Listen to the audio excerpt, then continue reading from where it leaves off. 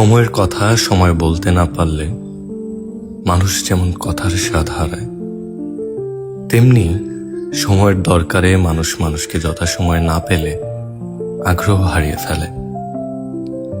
পরবর্তীতে ওই মানুষটাকে পেলেও খুব একটা স্বস্তি কিংবা উদ্দীপনা জাগে না আর।